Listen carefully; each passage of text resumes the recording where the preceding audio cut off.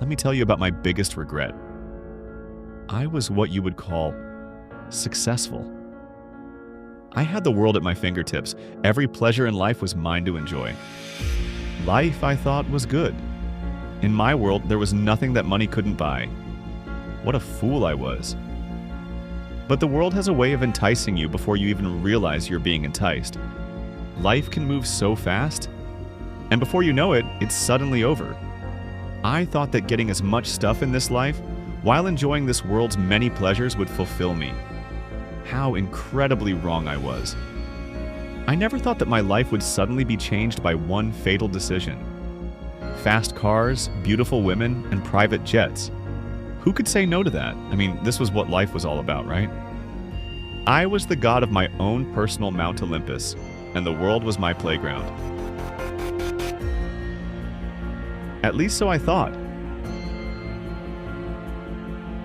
Instead of it being a playground, it turns out that I was the one being played. I convinced myself that God and the devil weren't real, despite my conscience telling me otherwise.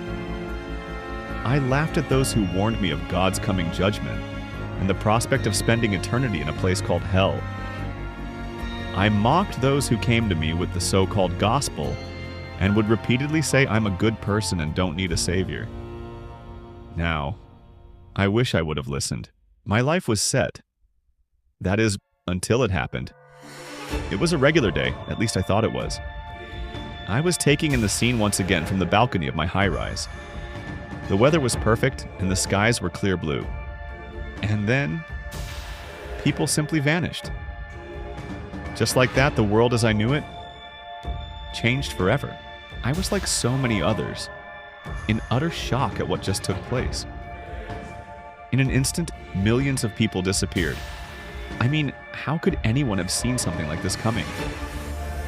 The sad truth is, many people saw this coming and warned those of us who were left behind. But of course, we didn't listen or heed the warnings. As far as I was concerned, the only voice of reason was the man that explained the events that took place. He said it was a galactic civilization that he was in contact with that removed those who were not ready for the next phase in human evolution. It made sense at the time, and I was sold. What a fool I was to believe him. Long story short,